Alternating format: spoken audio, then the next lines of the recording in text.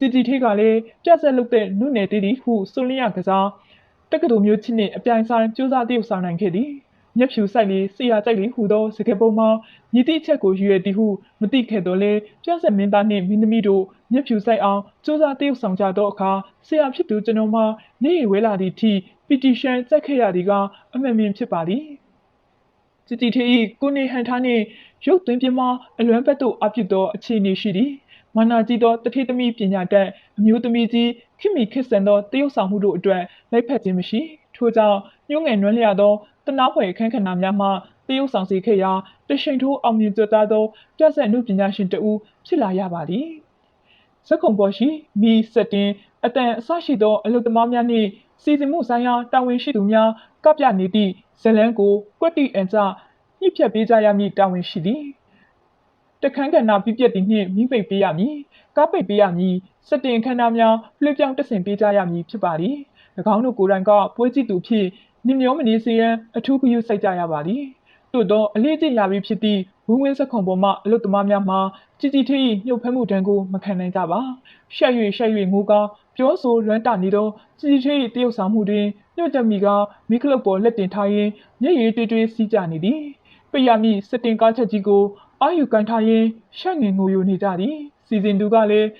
ကားကြားတိုင်ဖုံအကွင်းမှာငုတ်တုတ်ထိုင်ရင်မျက်ရည်ပေါက်ကျနေသည်စနေရဆရာကလည်းမျက်ရည်မစင်နိုင်ပဲလက်ပေါက်ဆန်းနေ၏တကွေးတလီလာရောက်ကြည့်ရှုသူပြိတ္တကိုမဆိုထားမီစတိုက်ချိန်မှစ၍ညစင်နှင်းမြောက်ပွဲပေါင်းများစွာထစ်ခါတလဲလဲကြည့်ရှုထားပြီးဤသို့ဤပုံဖြစ်လာတော့မည်ဟုဇလန်းကိုကြိုတင်သိရှိထားကြသူအလုသမားများကိုပင်ညှို့ငင်ဖန်ဆင်းနိုင်သူជីထေးအားနှစ်ကိုတစ္ဆာအမည်ရှိသောပြတ်ဆက်မှစတင်၍ကျွန်တော်တို့သိရှိခင်မင်ခဲ့ကြရပါသည်ပဲခူးဆရာကြီးဦးသားတင်ဦးပပကြီးနှင့်ဦးမြင့်စိုးတို့ဦးစီးကြသည့်မြမကုံရိပ်လီမိတက်မှကိုလံဘီယာတပြားများထုတ်လုပ်မည်ဖြစ်သောကြောင့်ကျွန်တော်တို့အဖွဲ့အားလာရောက်စကားကမ်းလှမ်းပါသည်ကျွန်တော်တို့မှာဝင်းဝင်းပြဆက်လုပ်ငန်းကလည်းအဆက်မပြတ်လွတ်ကင်နေရတပြားသွင်းရမည့်အချိန်အတွက်အခက်အခဲများစွာတွေ့ရပါ၏နည်းနည်း10နာရီမှညနေ4နာရီလောက်အထိနောက်အပတ်ဝင်မည့်ပြဆက်အတွက်တချင်းတိုက်ရသည်ဇက်တိုက်ရသည်ည9နာရီခွဲတွင်ပြတ်တာဆဲပြဆက်ကိုည10နာရီခွဲထိကပြရပြန်သည်ကိုပိုင်အားလက်ချင်းမှာည7နာရီမှနောက်တနေ့နဲ့9နာရီထိသာရှိပါသည်ပြက်ဆက်သွင်းရမည့်လုပ်ငန်းမှာလည်းမိမိတို့၏တိကိတဆွမ်းအားကိုမြန်မာတပြည်လုံးသို့ပြည့်နှံ့စေနိုင်မည့်အခြေအနေရှိသောကြောင့်လက်မလွတ်ခံလိုပါထို့ကြောင့်မိမိတို့၏ကိုပိုင်ခြင်းကိုအနားမြူတော့ပဲတပြားသွင်းရန်တတ်မှတ်လိုက်ရပါတော့သည်ជីထေး၏ပြဆက်နုပညာအရေးသွေးကိုပြည့်စင်စင်မြင့်ပေါ်တွင်မြင်တွေ့နှိမ့်ဆိုင်ခဲ့ရသည့်ဤတူတာယာကြည်လင်စွာဖြင့်ဆွေးငင်မှုဂိရုဏာရတအင်အားပြေဝသောဒေသန်ရှင်ជីထေးကိုလည်းတပြားပရိသတ်ကအဘတရားလက်ခံကြိုဆိုကြပြန်သည်အနုပညာရှင်တို့၏ဇွဲလုံးလာကအံ့ဩဖွယ်ရာဖြစ်သည်ဟုဆိုကြပါသည်ပြဆက်ပြီးစီတီည10နာရီခွဲ17နာရီလောက်စုလီဖျားလဲမြမကုံရီတိုက်ရှိအတန်သွင်းစတူဒီယိုသို့ရောက်လာကြပြီးတချင်းတိုက်ကြ၏ချက်ချင်းတွင်ကြမကြမြင်ထမှန်ကြိုးစားကြပြန်၏စိတ်တက်ရသောနောက်တစ်ချမ်းစာအတွက်တိုက်ကြပြန်သည်ရရင်တွင်ကြပြန်၏ဤသို့ဖြင့်ဘဲချင်းဘဏ္ဍနာရီထိုးနေပြီဟုမသိကြပဲငိုးစစ်စင်လင်းမိဆရာတို့တင်ကြဆိုရဲဟုအတန်ဖန်းဆရာဥပပကြီးကတဝါဝါတန်ရင်ပြောတော့မှတအံ့တော်ဖြစ်ကတိမ့်လိုက်ကြရသည်ជីထေးကတစ်ချက်ကလေးမှအပြုံးမပြတ်အိတ်ချင်သည့်တံမပြသူဆိုရမည့်တချင်းလိုက်သာအာယုံဆိုင်ကစက်မှတ်ကြိုးစားနေရှာသည်ခင်မွန်းတဲ့ဥအောင်သိမ်းမှမူစောစောပိုင်းကဟီလာဝါလာအိုဟီဟီမောပြောဆိုနေတော့လေအလုတ်သိမ်းသည့်အချိန်တွင်တခေါခေါနှင့်အိမ်မောကြလျက်ရှိနေပြီမြမကုံရီလီမိတက်မှပြန့်ဆက်တချင်းများအလူရေးထားသည့်တပြားတချင်းများဥကျင်ဤဥရွှေငါတို့နှင့်တွဲဖက်ထားသည့်ခိစန်းအငိမ့်တို့ပေါ်ထွက်လာခဲ့သည်ကျွန်တော်တို့ပြဆက်အတိုင်းဝိုင်းမှာအလွန်ပြောစရာကောင်း၏အခြေအနေအရရက်စုပ်ပြင်းလျက်ရှိရာအရက်ဖဲမြင်ပွဲပျော်ပွဲစားစသည်တို့နှင့်ရှုပ်ရှက်ခတ်နေကြ၏ငွေကြေးတောက်တင်းပြည့်စုံ၍ပြဆက်ဝါသနာထုံသူအတိုင်းဝိုင်းကလည်းအမြဲတမ်းလာရောက်လေပရင်လူသမျှဖြည့်စွမ်းပေးနေကြသည်စနေနေ့တနင်္ဂနွေနေ့အပြင်အခါကြီးရက်ကြီးရုံးပိတ်ရက်များ၌ပြဆက်နှစ်ပွဲကားလေးရှိရာနေ့ပွဲမှာ2နာရီခွဲတင်စတင်၍9နာရီခွဲတင်လောက်တွင် PCE ပြဆက် PCD နှင့်ဣတိများရောက်လာပြီးတောက်သူကတောက်စားသူကစားကစားသူကကစားကြသည်ည9နာရီခွဲမှာဒုတိယပွဲကပြရမည်ဖြစ်သောကြောင့်2နာရီလောက်နားကြရသည်ထိုချိန်ကလေးအတွင်းပင်ပန်းတဲ့မှုကိုမိမိတို့၏ဝါသနာပါတိလုပ်ငန်းရက်ဖြစ်အပန်းဖြေကြသည်အချို့မင်းသားမင်းသမီးတို့ကအိမ်တို့ပြန်၍အနားယူကြ၏အချိန်နီးကမှထမှန်ဖိလိမ့်ဝစ်စားပြီးပြန်လာကြသည်အေတယုံယုံနှင့်ရှုပ်ဖွေနေသောစိတ်ယုံနောင်ပိုင်းတွင်မနေလိုကြជីထင်းမှမူအိမ်တို့မပြန်သူထမင်းကြိုင်ကလေးဖွင့်၍ငပိရီဒင်းဒီစစိငတလေးထိုးငတန်ချိတ်စသည့်င ငါအသေးစားစိတ်မွေးဝင်းတို့ဖြစ်ထမင်းစားသည်ပြီးလျင်စိတ်ပရိကလေးထုတ်ယူ၍တွရွတ်ဆိုရင်ပတိစိတ်နေတတ်၏ပဝန်းကျင်ကအပျော်ပါမျိုးစုံဖြင့်တအုံအုံဟီမောဆင်ញနေသည်ကိုရှိလေသည်ဟုအမှတ်မထားသည့်တံမိမိအလုံးမှာနေဆာဂီတဖျားရှင်ပြည့်ညတ်ထားသောတပင်တဲ့အလုပ်ကိုမတွေးထင်သည့်အနေဖြင့်မင်းမင်းရင်အာယုံဝင်စားစွာပတိစိတ်နေရှာသည်ကိုယ်တိုင်ကလည်းပျော်ရွှင်မှုပလန့်တပင်အလုပ်ကိုလောက်ကင်ဆောင်ရွက်နေရသည်ပဝင်းစင်ကလည်းပျော်ရွှင်မှုအမျိုးမျိုးတို့ဖြင့်ဝိုင်းဝိုင်းလဲကားတည်ငါတာယာမှု၌ရှင်မှုနှစ်သိမ့်ကြသည်ပြဿဝါဒနာအိုလူကောင်းတန်တို့၏ညနိုးခင်တွေအတော်ထိတ်တမင်းသမီးတယောက်လည်းချင်းမြောက်အောင်မြင်နေပြီဖြစ်ရာသူသာအလိုရှိခဲ့လျင်ညီတိပျော်ရွှင်တည်နူးဖွယ်ရာရတ္တမျိုးမဆိုအလွယ်ကလေးနှင့်ရနိုင်သည့်အခြေအနေရှိတော်လဲကျွန်တော်တို့၏နှမကလေးကြည်ကြည်ထေကထိုးသောအာယုံကိုမခင်တွေ့တတ်မမောပြောသည့်ခဏဆိုသည့်ခဏကပြလှရှားသည့်ခဏ၌သာစိတ်ပါဝင်စားစွာအနုပညာရှင်တွင်သို့တိုးဝင်မှုလျော်ပြီးကျန်သည့်အချိန်၌ဖြူစင်အေးချမ်းသောစိတ်ချမ်းသာမှုကိုရှာဖွေနေသူဖြစ်သည်မြင့်သောတိလကိုပိုင်ဆိုင်ရယူထားသည့်တိလရှင်ပြဆက်မင်းသမီးကလေးပင်ဖြစ်ပါသည်တကားဝင်းဝင်းယုံ၏အောင်မြင်မှုအထွတ်ထိပ်ဝဲကျွန်တော်တို့ကြည်နူးပျော်မွေ့နေကြ၏ငွေကြေးတပြားပြဿနာထက်မိမိတို့၏လှုပ်ဆောင်ချက်ကိုပြိတ္တကနှစ်သက်လက်ခံဩဘာဒမစဲတီကမြည်သည့်အရာနှင့်မှလေးလေ၍မရသောပီတိဒုက္ခဖြစ်ပါသည်တကုံစရာတင်ကျွန်တော်ချစ်မောင်ပြိုရဆက်တန်း၍ဂီတလူလင်းမောင်ကိုကိုနှင့်ကျွန်တော်တို့၏ပြစများထမနာပေါ်ထွက်နေ၏ပါဝင်တယောက်ဆောင်ကြသောမင်းသားမင်းသမီးတို့ကလည်းအကြိတ်နိုင်ရှင်ပြန်၍အနိုင်မခံကျိုးပန်းအားတုံကပြနေကြသည်အစွမ်းအစဟူသောမြမဝေါဟာရကအစွမ်းရှိသူ၏အရေးအသွေးအစအနာကိုတွေ့မြင်သိရှိကြခြင်းအတိတ်ပေမှပေါ်ထွက်လာသည်ဟုထင်ပါသည်ချစ်တီထေး၏တရုပ်ဆောင်မှုအစွမ်းအစကိုလည်းပြည်သူများကသိရှိလက်ခံနှစ်ချိုက်ကြလိမ့်မည်ချင်းချင်းတဲတဲအောင်ပွဲအဆင့်ဆင့်ရလိမ့်မည်တနေ့တော့အခါတချင်းတိုက်ချိန်ထက်အတန်ငယ်နောက်ကျမှချစ်တီထေးရောက်လာ၏အခြားမင်းသားမင်းသမီးများ၏တချင်းတိုက်စံတန်လန်ဖြစ်နေသည့်အတွက်စနေရခုံပေးတွင်ဝိမထိုင်တော့ပေငါချက်တန်တန်းအလေခုံတွင်ရှိသောကျွန်တော်၏အနီးသို့ရှောက်လာ၏နောက်ကျလာကြည်လားရွှေကြီးအားဘေးဝင်နေလို့တော့သူကပဝင်းစင်ကိုရီကနေကြည့်လိုက်ပြီးမှအေဝမ်းကခွလို့တွားတွေ့ရတာတူတူလေးပြောပါသည်ဟုတ်လားဟုခလေးလေးတစ်ခွန်းသာပြောနိုင်ပါ၏ကျွန်တော်၏ခေါင်းထဲတွင်အတွေးပေါင်းစုံပြေးလွှားလှရှားကုန်ကြပါပြီထင်ပေါ်လျင်စင်ပေါ်ကကောက်စမြဲဖြစ်သည်ထွေးစွန်ထက်မြက်သောအမှုပညာရှင်ကိုလည်းအသီးသီးသောအမှုပညာနယ်ပယ်ကဆောင်ယူလိုကြပါလိမ့်မည်တရားစဟူသောနယ်ပယ်ကလေးတစ်ခုထဲ၌မြုပ်နှံဆောင်ရွက်ရမည်ဟုမတားစကားသို့သောကျွန်တော်တို့နှင့်လက်ပွန်းတတိလက်ကင်ပျော်ရွှင်နေရမှအမှုပညာနယ်ပယ်တစ်ခုသို့တွားရမည့်အလားအလာကိုတွေ့မြင်ကြားသိလိုက်သောအခါနှမျောသလိုဝဲနေတောင်ခန်းစားလိုက်ရခြင်းကိုကမငင်းဆိုဘဲဝန်ခံရပါမည်အကိုကြီးကိုတင်မောင်ကကားရိုက်ချင်လို့ခေါ်ပြောတာသူနဲ့တွဲပြီးချစ်တော်ဝေဆိုတဲ့ကားရိုက်မယ်လို့ပြောတာပဲဝမ်းသာပါရဲ့ရွှေကြီးရဲ့ဟုပြောလိုက်မိတော့လေတကယ်တမ်းဝမ်းမသာနိုင်ကြောင်းသူကောင်းကောင်းရိပ်မိလိမ့်မည်မင်းသားမင်းသမီးများကိုဘေပုံပင်ဤအမှုရလို့ဟုတင်ကြားလာခဲ့သူကိုယ်တိုင်ကမျက်နှာတခြားအပြိုးတခြားဖြစ်နေရပါပြီရုံကတခြားလူတွေတော့မသိစေချင်သေးဘူးကိုတိတ်အောင်ရဲ့တော်တော်ကြာ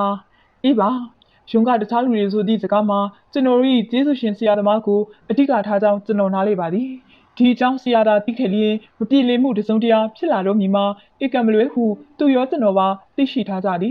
်သူနှင့်အရှိမပြတ်ပြဆက်ဆက်လက်ကကြရင်ပင်ရုပ်ရှင်စကားရိုက်ကူးသည့်အခြေသို့ရောက်ရှိလာသည်ချစ်တော်ဝေစကားမှာထူးထူးခြားအောင်မြင်ခဲ့ပါသည်ရွှေကြီးကန်ဆာတာမှာပြဆက်တပြားများတာမကရုပ်ရှင်လုပ်ငန်းမှာပင်ထိတ်တန်းသို့တိုးရတ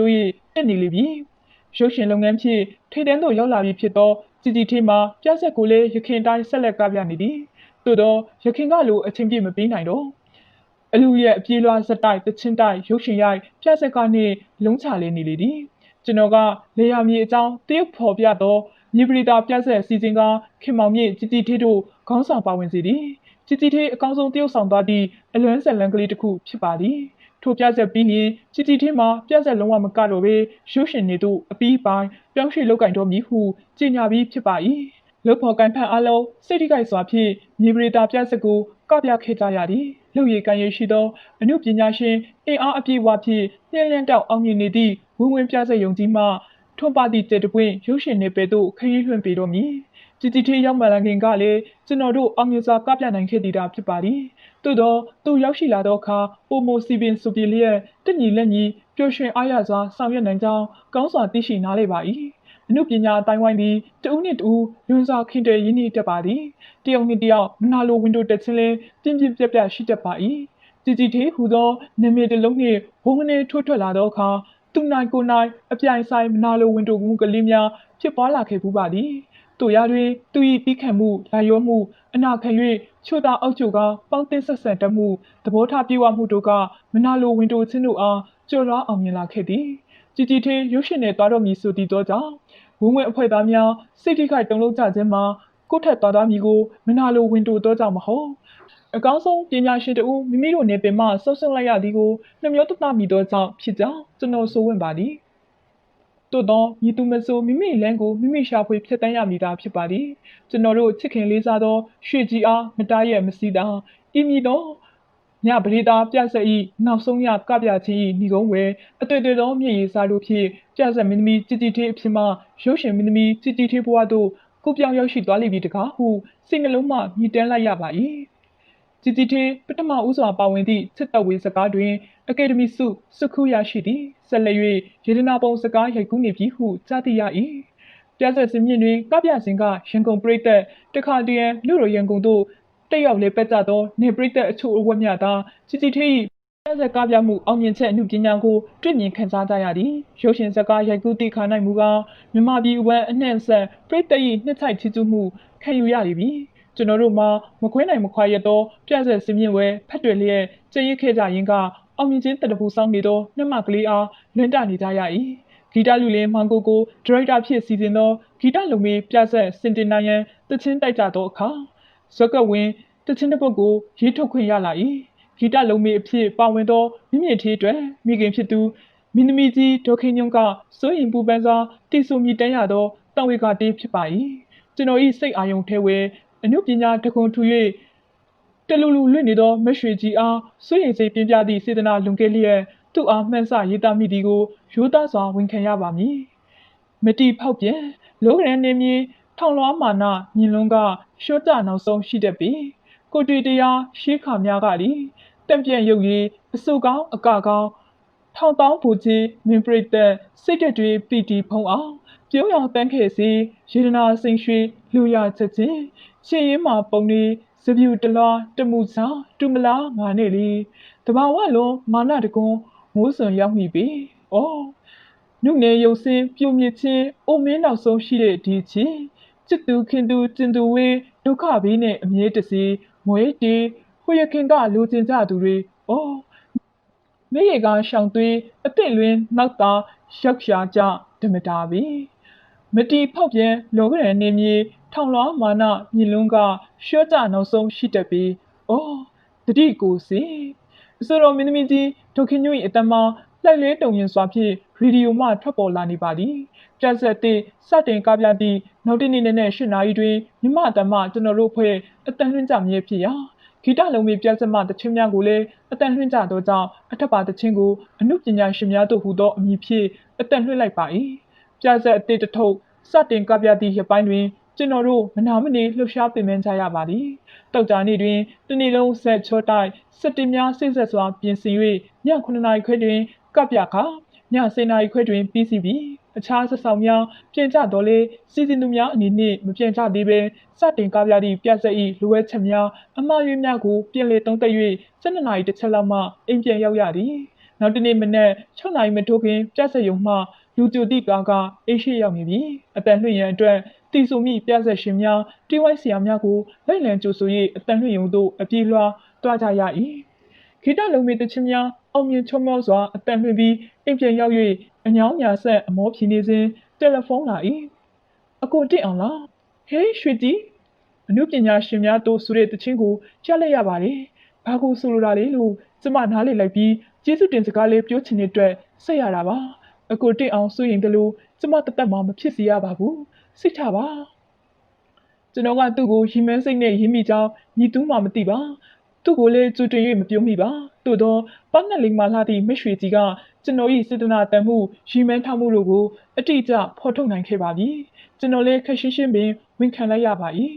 အေးကွာငါညမရဲ့လက်ရှိအခြေအနေကမာနတကွန်းထူမယ်ဆိုရင်ထူလောက်နိုင်တဲ့အတွက်စိုးရင်တကြီးရည်ရွယ်ပြီးရေးလိုက်တာပါထောင်စဉ်တတိရှိနေမယ်ဆိုတာသိရလို့ဝင်တာပါလေကျွန်တော်တို့မှာတင်းနေစီထားနေသောအမှုပညာရှင်များဖြစ်ကြပါ၏သို့သောတယောက်သဘောတယောက်နားလေကအမှုပညာဖော်ကျူးချက်အမျိုးမျိုးတို့တွင်ပူပေါင်းတွဲဆက်အဟက်မိစွာဆောင်ရွက်နိုင်ခဲ့ခြင်းကို အပြန်လန်သဘောပေါက်ကြသောကြောင့်တန်ရုံးစင်ကြည့်ကြရပါသည်ရွှေကြီးနှင့်ကျွန်တော်တို့စတင်တွေ့ကြရသည်မှာငွေရွေတွေ့ကြသောအရင်များဖြစ်ကြပါသည်ပြဿနာပေမှကွဲကွာသွားပြီးနောက်ပိုင်းနှစ်လများစွာတို့၌ကိုဘွားနှင့်ကိုကြုံရဆုံရအမှုပညာအတိုင်းဝိုင်းနှင့်ဆက်လက်လေးပက်နေကြရသည်အမြဲတစေတွေ့ရသည့်အခြေအနေမျိုးမဟုတ်စေကမူရံဖက်ရံခါစုံမိတတ်သည်မြို့မှာကျောင်းသားဟောင်းများအတင်းကမြတ်မုံရတနာပြဆက်ကိုတင်ဆက်ကပြရာတွင်၎င်းကျွန်တော်နှင့်မောင်ကိုကိုတို့၏ကိုရုပ်ရှင်ကုမ္ပဏီအတွက်မြင့်မြင့်နယ်ရုပ်ရှင်ကားရေကူးရာတွင်၎င်း1959-58ခုနှစ်လောက်ကပြည်လေကြုံတွေ့လိုက်ကြရပါ၏ထို့နောက်မဆုံကြတော့ဘဲခုလုပ်ငန်းနှင့်ကိုဝဲလေလှစ်ပက်နေကြရင်းမှတစနှစ်များရှည်ကြာလာခဲ့သည်1986ခုနှစ်လောက်ကသူနှင့်ပြန်လည်၍တွေ့ဆုံရန်အကြောင်းဖန်လာပြန်သည်ရခိုင်လေပြီးရန်ပုံငွေအတွက်အင်ဗွိုင်းခက်မှတွင်ကပွဲတစ်ခုပြုလုပ်မည်ဖြစ်ရာကျွန်တော်ကဝင်းဦးခင်တန်းတို့ဖပါကြီးမြင့်ခင်တို့နှင့်ငွေကျန်းဆွေပြဆက်ကိုကပြမည်ဖြစ်ပြီးအားလည်းချိန်မတိုင်းမီပထမပိုင်းအတွက်ဂီတဆာဆိုမောင်ကြီးမုံရေးတာသည့်လာမင်းတာချင်းနေကွယ်ချင်းပြဆက်နှင့်အခြားပရိသတ်အကလှများပါရှိရန်စီစဉ်ကြရာဗိမတာရဇလန်းအခြေခံသောလာမင်းတာချင်းနေကွယ်ချင်းပြဆက်အတွက်စွမ်းဆောင်များရွေးချယ်သည်တွင်ဝေဒီဟီမေဒီယာကြီးဖြင့်စီတီသေးကိုရအောင်တွားပြောကြဟုဂီတကောင်စီဝင်တို့အားပြောလိုက်ရသည်ဗိမတာရဖြင့်ဦးစေရအဇာတသက်မင်းသားဖြင့်တက္ကသိုလ်မျိုးချစ်တို့အားရွေးချယ်ထားသည်ဝေဒီဟီမေဒီယာကြီးနေရာမှပါဝင်ရမည်ဆိုသောကြောင့်မရွှေကြီးတယောက်လက်ခံပါမလားဟုစိတ်ပူစိတ်မောနေရသည်ရခဲ့ပြီအကူလေးစက်တိုက်မဲ့အချိန်ဖုန်းဆက်လိုက်ပါလို့ပြောတယ်ဟုဂီတကောင်စီအမှုဆောင်များပြန်လည်ပြောကြားလာတော့မှတက်ပြင်းချကဝမ်းသာရတော့သည်လာမင်းတာချင်းနေကွယ်ချင်းတေးတရုတ်ဖော်ဇလန်ကကောင်းတော့မြီမှာတေးကြလိပြီမရွှေကြီးအားတရုတ်ဆောင်ပိတအောင်ဆောင်ရွက်တတ်သူဖြစ်မင်းသမီးဖြစ်သောကြောင့်အမြဲတစေလှပကြွရနေရမည်ဟုအစွဲလည်းမထားပါဝင်ရမည်စရိုက်နှင့်ကန့်ကြီးအောင်ဝိစားစီရင်အသွင်တံပါပြောင်းလဲလှူရှားတတ်သည်ကိုကျွန်တော်သိထားပါ၏ဇက်တိုင်ရန်လာစဉ်ကလှပဝိစား၍စက်မှတ်သွားသည်အထားသို့အပြုတ်မှုများအဝင်ခွင်ကြဖြစ်ရန်မှတ်သွားသည်ပြက်ဆက်ကမြည်နှင့်ရုံတွင်းသို့ဝင်သောအခါတကယ်အမေဘဝ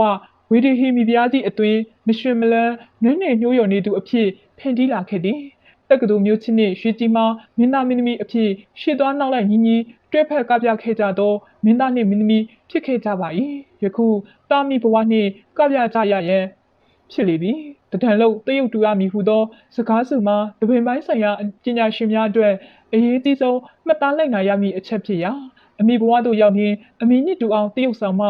အောင်မြင်ချောမွေ့နိုင်မည်အမေဟုဆိုတော်လေမင်းသမီးလေးကို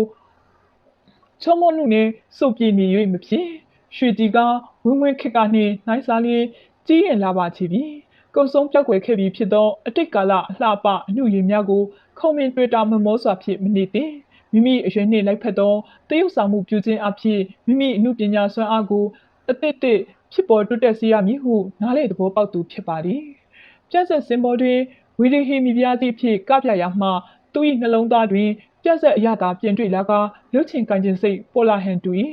အကိုတိအောင်ကျမတို့ပြက်ဆက်ကကြရအောင်ရုံမရှိဘူးဟာအခုခေတ်စတင်မီမောင်အပြင်စင်တွေကတို့ဝခက်ကနေမတူတော့ဘူးတကယ်ကိုကြေဝစက်ခုံရှိမှကလို့ဖြစ်မှာဒီလိုဆိုရင်လည်းကျုပ်တို့နေထွက်ကြမယ်ဗျာပြပြပပအပြောင်းလေးရတာပေါ့သူခင်မဦးအောင်သိန်းကဝင်ရောက်အကြံပေးပါသည်ကျွန်တော်တို့နေထွက်၍ပြက်ဆက်ကပြကြပြန်ပါသည်ရောက်ရှိရာနေပေတိုင်းမှာရွှေကြီးအားနှစ်သက်ချီးကျူးကြပါ၏အရင်တိုင်းပဲငငယ်တုန်းကလိုပြောနိုင်ဆိုနိုင်ငူနိုင်တော့စသောအသက်များနားရှံအောင်ကြားခဲ့ရပါသည်ချစ်ခန်းစသောနုလှဗရာတများထံမိဘမြစ်တာဘဝသင်ခန်းစာအခန်းကဏ္ဍများနှင့်အငိမ့်တခန်းကိုကတိကများပါသည်ဒီရွယ်ဒီသက်ရောက်လာတော့လေနွေရညှူရပလီပလာတီတတာလောက်ရမှာမလောက်ချင်တော့ဘူးဟုစွန့်ညစ်တတ်ပါ၏ဤကဲ့သို့သောအသက်ရွယ်လေးရမှမောင်နှမတဖန်ပြန်လဲစုံစည်းမိရာသူနှင့်ရုပ်ရှင်တကားရိုက်ရန်အခွင့်ပေါ်လာပြန်၏ရွှေကြီးညီနဲ့တင့်တော်မဲ့ဇလန်တပုတ်ရှိတယ်အဲ့ဒါရုပ်ရှင်ရိုက်ခြင်းနဲ့ရိုက်ပေါ်အကိုတိတ်အောင်ရဲ့ပြုတ်နေရသည်လားအေးရိုက်တာကဟုတ်တယ်ဒါပေမဲ့ညီးပါဝင်ရမယ့်အခန်းကမင်းသားနဲ့တွေ့ရမှာမဟုတ်ဘူးဦးသိမ့်မောင်ကြီးနဲ့တွေ့ရလိမ့်မယ်အမေခန်းကပါရမှာမို့အမလီရွှေကြည်ကြောင်ခုတည်းနားမလည်နိုင်သေးဘူးလားရှေးမနီနဲ့ကုမ္ပဏီကိုတာပြောလိုက်ပါကျမရိုက်ပေးမယ်ဤတို့ဖြင့်ညချူတန်စကားကိုရေကူးနိုင်ခဲ့ပါ၏လူရဲ့ချက်ကလေးများကိုမရွှေကြီးကထိမ့်သိမ့်ဆွဲငင်ခေါ်ယူသွားနိုင်လိမ့်မည်ဟုကျွန်တော်တထစ်ချယုံကြည်ထားပါ၏ရွှေကြီးအမှုပညာစေတနာသည်မိမိတယောက်တည်းထူးချွန်တိုးထွက်နေစေရန်စံတာမရှိမိမိနှင့်တွဲဖက်ပါဝင်ရသူကိုလည်းအပေးယူလောက်ကအထောက်အကူပြုပေးတတ်သည် နှစ်ပေါင်းများစွာဇက်တပင်ပြဇက်ရုပ်ရှင်တို့၌ကျင်လည်ခဲ့ရသူဖြစ်သောကြောင့်တရုတ်ဆောင်မှု၏လိုအပ်ချက်အဝဝတို့ကိုနိုးကြည့်အောင်သိရှိနားလည်နေပြီဖြစ်ရာရုပ်ရှင်ဇာတ်ကားရိုက်ကူးသည့်အခါတိုင်းသူနှင့်တွဲဖက်တရုတ်ဆောင်ရမည့်ပညာရှင်ကိုဖိမကူညီလေးရှိဤဒီမှာလည်းသူ့အတွက်ပုံမပြည့်စုံကောင်းမွန်ပေသည်မိမိကအလွန်ကောင်းအောင်တရုတ်ဆောင်နိုင်တော်လဲတွဲဖက်ပါဝင်သူကမပိုင်မနိုင်ရင်းရန်ရှိနေလျင်ထိုကဲကဏ္ဍသည်ညီညွတ်ချုံးမွေသောတင်ပြမှုဖြစ်နိုင်မည်မဟုတ်ပါညချူတန်စကားတွင်ကြည်ကြည်ထင်းနှင့်ဦးသိမ့်မောင်တို့ကဲ့သို့အမှုပညာရှင်ကြီးများကိုမေ့၍အလှပဆုံးအရေးသွေးကိုပြသနိုင်ခဲ့ပါသည်ကြည်ကြည်ထင်းနှင့်ကျွန်တော်တို့ဝဝင်ရုံတွင်ပျော်ရွှင်စွာပြဿနာများတင်ဆက်ကပြခဲ့စဉ်အချိန်ကပြင်ပမှပွဲလန့်တပင်ကုညီမှုများကိုလည်းအတူတူတက်ဖက်ဆောင်ရွက်ခဲ့ရပါသည်ရန်ကုန်စေယုံကြီးရှိ၌ရှိသော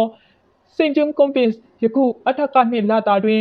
ကျောင်းကပွဲများပြုလုပ်ခဲ့ရာကျောင်းသူလေးများအားရာဇဝင်ပြဆက်ဟာတာပြဆက်အကအလှအခန်းကဏ္ဍများခွဲခြား၍တင်ကြားခဲ့ကြပါသည်ထိုစဉ်ခါကကျွန်တော်နှင့်မရွှေကြီးတို့တင်ကြားခဲ့ကြရသည့်တပေတောင်းသူအချို့မှာယခုဆရာဝန်ကြီးကျောင်းဆရာမကြီးအရာရှိမကြီးများဖြစ်နေကြပါပြီမရွှေကြီးတယောက်ကလည်းသူ့အခြေအနေနဲ့သူထိုမှကာပွဲအတွက်ဆက်လက်တောင်းမယူနိုင်တော့ပါ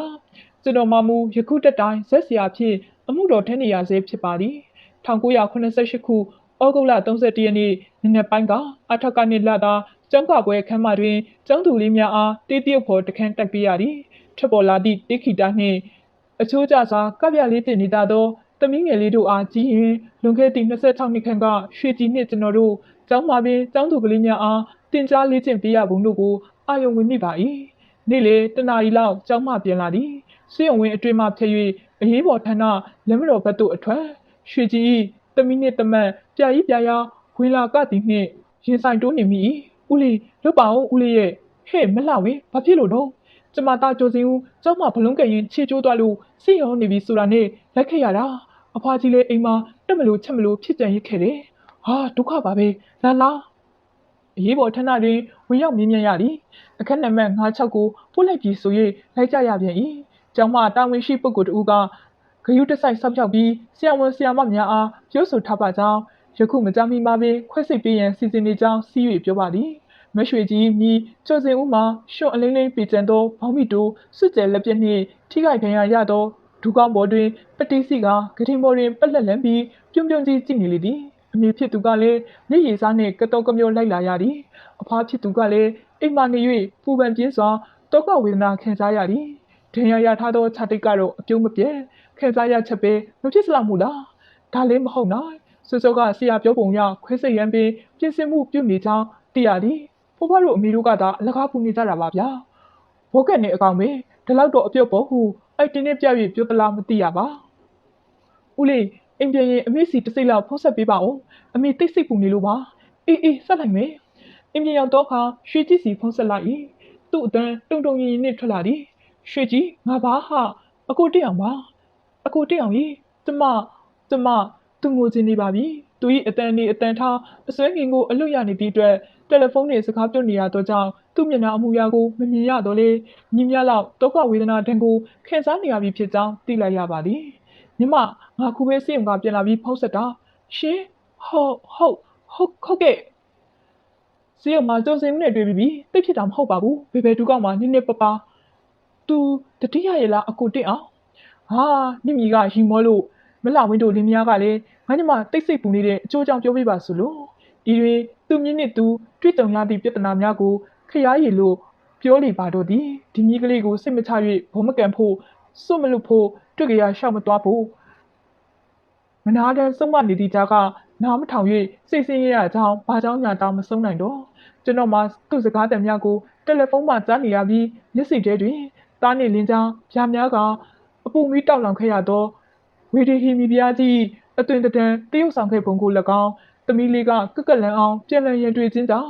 ငိုယိုလှိုက်မောကအသေးပွင့်မတက်ပူပင်ခံစားရသူအဖြစ်ညချူတန်းတွင်တရုတ်ဆောင်ခဲ့ပုံတို့ကို၎င်းမြင်ရောက်နေ၏ယခုမရွှေကြီးကတံလုံး၍တရုတ်ဆောင်နေခြင်းမဟုတ်တကယ်ဘဝတကယ်တန်ရောစင်မီအတွက်တငင်းကြီးတောက်လောင်ပူပန်နေရခြင်းဖြစ်သည်ကဲပါဟဲ့ဒါတွေပြောမနေနဲ့ညီနဲ့အဖွားဆိုတာဒီလိုပဲကိုကစိုးရင်ကြည့်လို့ပြောမိတာကိုသူတို့ကနာညိစရာနားဖို့စရာလို့ထင်တတ်ကြတာပဲဒါပဲနော်တယ်လီဖုန်းကိုခွက်ပေါ်ပြန်ချလိုက်ပြီးမှတစ်ကနေတတိယလိုက်သည်အလိုလေးငါနှမရွှေကြီးတယောက်ဖွားဖွားတော့ရောက်နေပါပေါ့လားအိုးဘေဘဝရောက်ရွှေကြီးရဲ့အမှုပညာကတော့ အစင်မြေလူပြိုတက်လွင်လန်းဆက်နေမှာတည်ကြပါလေလေဘိုးကလေးတစ်အောင်အင်ဝမ်ရုပ်ရှင်မှဒရိုက်တာဦးတင်မောင်ကအခေါ်လွတ်လိုက်သည်ရုပ်ရှင်ကုမ္ပဏီများကပေးချကြ၍ပြဆက်သေးသို့ရောက်ရကတပြားပါတနေ့ခိုင်ရုပ်ရှင်ကုမ္ပဏီကအခေါ်လွတ်ခြင်းသည်စီစီလေးရင်ထဲ၌တိတ်တိတ်တုံသွားသည်ကျမကိုအခေါ်လွတ်တယ်လားဟုတ်တယ်အရင်ခုလိုက်ခဲ့ပါရုပ်ရှင်ကခေါ်နေပြီရုပ်ရှင်တွေတို့တနေ့နေ့ရောက်ရမည်ဟုသူ့ပေါ်၌သူယုံကြည်ထားချက်ရှိသည့်တိုင်ယခုရုပ်ရှင်ကခေါ်နေပြီကျေဝန်း၍စိမ့်လန်းဆိုပြသောမဟာမြိုင်ချန်တီထဲသို့ဝင်သွားသောအခါတီတီထဲသည်ဟိုကြည့်ဒီကြည့်ကြည့်လျက်အိမ်မက်ပမာဖြစ်နေသည်ချန်ထဲသို့ရောက်ချင်းရုပ်ရှင်မင်းသမီးသည်မစ်ရှင်ကိုတတိယမိသည်မစ်ရှင်ဆိုသောချစ်စေတခြင်းကိုဆိုကာပြတ်ဆက်မင်းသမီးအရွေးခံခဲ့သည်တင်စရာကြားစရာများတွင်မစ်ရှင်ကလည်းတဦးအပါဝင်မစ်ရှင်ကျေးဇူးကိုတတိယလျက်စိတ်ထဲကဥချလိုက်သည်ဒရိုက်တာဦးတင်မောင်သည်ချီချီထဲကိုလှမ်း၍ပြုံးပြသည်ချီချီထဲသည်ပြုံးပြုံးချွတ်ချွတ်မျက်နှာကလေးဖြင့်ဦးတင်မောင်ရှိ၌ဝင်ထိုင်လိုက်သည်ရုပ်ရှင်ရိုက်မလားဟုတ်ကဲ့ရိုက်ပါမယ်အကိုကြီးချစ်တဲ့ဝေကရိုက်မယ်အကိုကြီးနဲ့တွေ့ရမယ်ဝမ်းတာလုံးကြီးရင်ကောင်းတက်သို့တက်ဆူသွားသည်ဝမ်းတာလုံးကြီးဆိုရခြင်းမှာပြက်ဆက်ကုံပေါ်၌ပြက်ဆက်ကနေရင်ရုပ်ရှင်တွေသို့စေကူးရောက်သွားလေတိုင်းသူနှင့်တွဲဖက်သောမြင်းသားဦးတင်မောင်ဖြစ်ခြင်းကြောင့်စေကူးရင်ရီမှန်းချက်ပြည့်စုံသွားသောဝမ်းတာလုံးကြီးဖြစ်သည်ချစ်တော်ဝေစကားရိုက်တဲ့အတွက်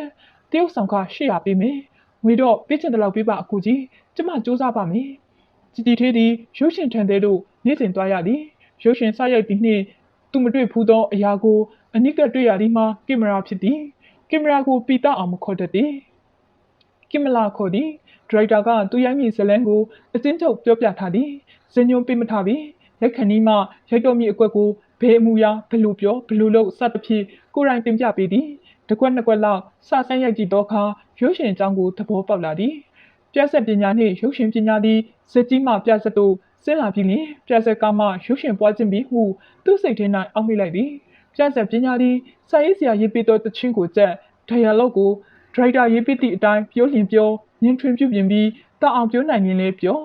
ရုပ်ရှင်ပညာရေးသဘောသည်ဒရိုက်တာခိုင်းသမျှလုံးဒရိုက်တာစိတ်ထဲရှိသမျှသူ့စိတ်ထဲတွင်ဒရိုက်တာပြောခိုင်းသည့်စကားလုံးအတိုင်းပြောဒရိုက်တာလုပ်ခိုင်းသည့်အမူအရာအတိုင်းတဘာဝကျအောင်လုပ်ပြရသောပညာဖြစ်၍ခရခဲစစ်မရှိဘဲသဘောပေါက်လွယ်သွားခြင်းဖြစ်သည်ជីជីထေးစိတ်ထဲ၌ရုပ်ရှင်ပညာသည်ဇက်ပညာလောက်မခက်ဟုယူဆသည်ရုပ်ရှင်ပညာမှာအမတ်တမဲ့လုပ်ရတာမျိုးမဟုတ်ဘဲစွတ်တင်ပြင်ဆင်ရပြီးမှလုပ်ရသောပညာ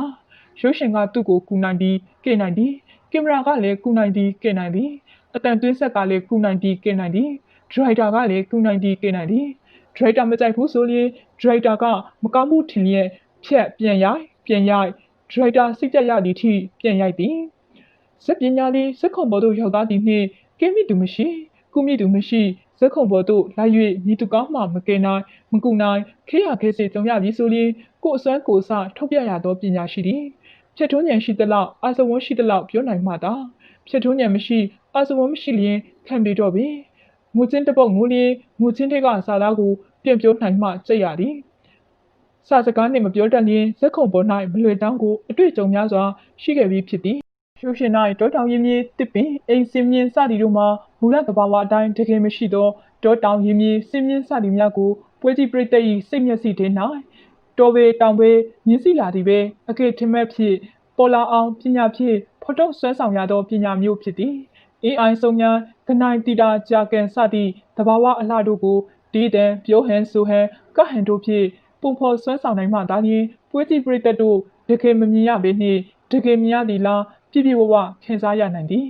ជីជីသေးသည်ရုပ်ရှင်ထဲသို့ရောက်၍ချစ်သက်ဝေရုပ်ရှင်ကိုရိုက်သည်နှင့်ရုပ်ရှင်ရိုက်ခြင်းရုပ်ရှင်ပညာကိုစီးပူသည်ဘဝတစ်လျှောက်လုံးအမြဲတမ်းစင်ပေါ်တက်လျက်ပရိသတ်ပေါင်းနှင့်တွေ့ထိရခြင်းကြောင့်ရုပ်ရှင်ရိုက်နေစဉ်ကာလ၌စိုးစင်းများကြောက်ရွံ့တုန်လှုပ်မှုမရှိတော့လေဆရာသမားဖြစ်သောဒရိုက်တာကိုတော့ကြောက်ရွံ့သည်ငါလုပ်တာတွေဟုတ်ပါမလားစိတ်မှစိတ်ပါမလားစိုးရိမ်စိတ်အဆင်ရှိလျက်ဒရိုက်တာကိုကြောက်နေသည်ဒရိုက်တာဦးတင်မောင်သည်ជីជីသေးကိုအစမ်းလေးချင်ခံမပေးဘဲဒီဟာဒီလိုရိုက်မယ်ဒီမူရပြောဒီစကားပြောလက်ခံဒီမှပင်တင်ကြားပြောပြီးလောက်ခိုင်းခြင်းဖြစ်သည်စက်ကလုံးကဇက်တောင်းတည်လျင်ဇက်ကိုငုံပြီးသဘောပေါက်လိုက်သည်ရုပ်ရှင်တွင်သူ့အားဇလန်းအချင်းချုပ်ပြောပြီးပြုလုပ်ရမည့်အမျိုးအရာများကိုရိုက်ကွင်းပေါ်မှတင်ပေးသည်ជីជីသေးသည်ခိုင်းတာကိုလုပ်ပြီးတိုင်းမကြိုက်ရင်ပြန်ခိုင်းပါဆရာမကြိုက်ရင်ပြန်လုပ်ပါမယ်ဆရာဟုပြောတတ်သည်ဤစကားသည်ရုပ်ရှင်စရိုက်ကလေးကစ၍ယနေ့ယခုထိជីជីသေးနှုတ်ဖျား၌ရှိသည်ချစ်တော်ဝေစကားထင်း၌လေကားအစင်တက်လင်များကြည့်စေသောအခန်းကိုဖြိတ်သောအခါအင်္ဂရီအလွန်ရှိသော အလွန်တည်တည်တော့အလွန်ခံရသောဒရိုက်တာဦးတင်မောင်ကိုယူတီလေးစားကြောက်ရွံ့ခြင်းစိတ်ကြောင့်ကိုခင်မွန်အဖြစ်ကြည်စရမည်ကိုမဝတ်မရဲဖြစ်မိ၍သုံးလေးခါပြင်ရရသည်ကြည်ကြည်သေးသည်ရုပ်ရှင်ရိုက်ခြင်းကိုသူ့စိတ်၌ပင်ပင်ပန်းပန်းပြင်းပြင်းထန်ထန်မခံစားရချေဒရိုက်တာသဘောကျရဖြစ်အောင်တဘာဝနဲ့ကိုက်ညီအောင်စူးစမ်းအားထုတ်လုံလဝရိယများကိုတစ်ချက်မှမရောဇက်တပင်းနှင့်မရောဇက်ဟန်ဇက်တန်ကိုဇက်ထဲ၌ထားခဲ့ပြီးဖြစ်သည်ရုပ်ရှင်၌တဘာဝဟန်တဘာဝအတန်းကိုပိုင်ပိုင်ကြီးစောက်ကင်ထားသည်တနေ့ထက်တနေ့ရုပ်ရှင်ဆိုသောတဘာဝပညာရက်ကိုနှစ်သက်မြင်လို့စိတ်ကြီးမားလာသည်တဘာဝတိုင်းပြတ်သောရုပ်ရှင်ပညာတွင်တဘာဝကိုနားလည်လင်းလဲလွယ်သည်တဘာဝကိုနားမလည်လင်းလဲခက်မည်ဟုကြည်ကြည်သေးတည်လာသည်ရုပ်ရှင်ရိုက်သည့်အခါပါးရည်နဲ့ရည်ရှိရမည်တတိရှိရမည်တတိမရှိလျင်မရပြန်ခြင်းကိုပညာကတင်လာပြန်သည်တတိဆိုသည်မှာအပြင်၌အာဇဝွန်ဘလောက်ကောင်းကောင်းမျက်နှာဘလောက်ပြောင်ပြောင်တတိဘလောက်ရှိရှိကင်မရာရှိရောက်၍ရိုက်တော့မည်ဟုကလက်ကကက်ခနဲအချက်ပေးလိုက်လျင်ပြောစရာတွေမိတယောက်ကုန်ကဘာပြေးရမယ်မသိ၍ဟိုးဆိုကပြင်လို့ရတဲ့ချင်းကြောင့်ကင်မရာကိုမကြောက်ဖို့တတိကောင်းဖို့ဆွလို့ခြင်းဖြစ်သည်ရုပ်ရှင်ရိုက်နေစဉ်လက်ကနေစိတ်ကလေးပြောင်းသွားလိုက်ခြင်းဖြစ်စေဒီဘက်ကလူတွေနှင့်ပုံဝန်းကျင်ကိုနည်းနည်းကလေးအာယုံရောက်လိုက်မိုံဖြစ်စေပြပြသွားနိုင်ခြင်းကိုသဘောပေါက်ထားသည်ကြည်ကြည်သေးသည်ရုပ်ရှင်ရိုက်နေစဉ်ပုံဝန်းကျင်ကိုလုံးဝဂရုမစိုက်တော့ပြီပုံဝန်းကျင်ကိုလုံးလုံးမေ့ပစ်လိုက်သည်ငိုစရာရှိရင်ငိုမီပုံဝန်းကျင်ကိုမမြင်ပုံဝန်းကျင်အတန်တွေကိုလည်းလုံးဝမကြားပုံဝန်းကျင်လူတွေကိုလည်းမမြင်သူ့အလုပ်ထင်းလိုက်ကသူ့စိတ်ကိုဝင်စားထားသည်ဟိုတီစိတ်မပြတ်လေးအောင်စိတ်ကိုတချောင်းလေးစိုက်ထူထားသည်ကင်မရာရှိ၌သူရောက်နေသည့်ကိုဟန်အစဉ်ပြေအောင်နေရန်စကလုံးမမရန်ဒရိုက်တာပြောတာဖြစ်အောင်လုပ်ပေးရန်ဆရာခိုင်းကျင်တာခိုင်းနောက်ဆုံးခွေးလိုဦးချင်းဦးခိုင်းထမင်းရရှားနှင့်ပြေးချင်ပြေးခိုင်းဆရာခိုင်းသမျှဖြစ်အောင်လုပ်မည်ဟုသူနှလုံးသားနှင့်၌ဤစိတ်ကိုစိုက်ထူထားသည်ရုပ်ရှင်နယ်ပယ်ထဲရောက်ရောက်ချင်းဒရိုက်တာဦးတင်မောင်ကိုလက်ဦးစရာဖြစ်စွန့်ပြေးရခြင်းကိုကျင့်တဲ့အားရမှုဖြင့်ပျော်ရွှင်ရသလားရုပ်ရှင်ရိုက်ခန့်သည်ဒရိုက်တာဦးတင်မောင်ကိုယ်တိုင်မိတ်ကပ်လင်းချယ်ပေးခြင်းကိုစိတ်မြင်ရသည်ဒရိုက်တာရှိ၌မလုံမရှက်မငီးမညူဝတ်မဲငင်းငင်းကလေးနေရသည်ဒရိုက်တာဦးတင်မောင်သည်စေးဘော်လေးကတစ်ဖက်စုပ်တန်ကတစ်ဖက်နှင့်ကြည်ကြည်ထေးမျက်နှာကိုသူ့စိတ်တိုင်းကျမိတ်ကပ်ချယ်ပေးသည်ယခုခေတ်ရုပ်ရှင်မင်းသမီးမျိုးမျက်နှာမျိုးမိတ်ကပ်မချယ်ယခုခေတ်မျက်နှာမိတ်ကပ်ခြေသားပုံကိုမြင်ုံဖြင့်ရုပ်ရှင်မင်းသမီးပဲဟုခွဲခြားသိရှိနိုင်ခြင်းကိုအလိုမရှိဇလန်တဲ့၌ပါဝင်တရုပ်ဆောင်သောမင်းသမီးသည်စကားအပြင်လောက၌ရှိသောအရက်သူနှင့်တဘာဝမချကောက်ညီအောင်လုပ်သောဒရိုက်တာဖြစ်သည်မိတ်ကပ်တစ်ခါလေးမြင်3နိုင်လောက်ကြာသည်3နိုင်အတွင်းစီဝမ်းသွားချီရလဲမထဝွန်မလှုပ်ရှားဝွန်ဆရာထမထဆရာသွားမှသွားဆရာမရောက်ခင်မိတ်ကပ်လူသောနေရာသို့အမြန်ပြန်ပြေးလာဆောင်ရသည်ဒရိုက်တာဦးတင်မောင်နှင့်တွဲဖက်၍ချစ်တဝေစကားရရခြင်းမှာကြည်ကြည်သေးအတွက်ရုပ်ရှင်တင်နန်းတက်ရသည့်အတိုင်းပင်ဒရိုက်တာဦးတင်မောင်ကို၌ကိုကရုပ်ရှင်တင်နန်းတောင်းသည့်တစ်ကြောင်းဖြစ်နေသည်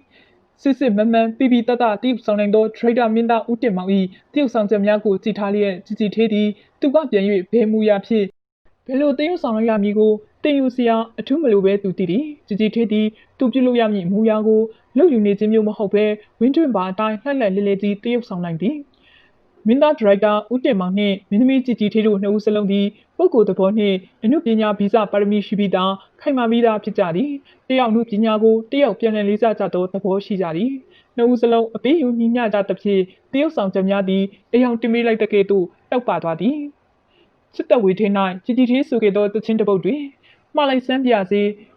ပြုံငယ်ချမ်းစစ်တပ်ဝေပညာရှာရည်ရဲ့နှင့်အဝီးနေသို့မောင်သွားပလီတော့လွမ်းပေမဲ့ရွှေညာသူရဲ့ဖြစ်ရစ်မင်းမောင်ကြီး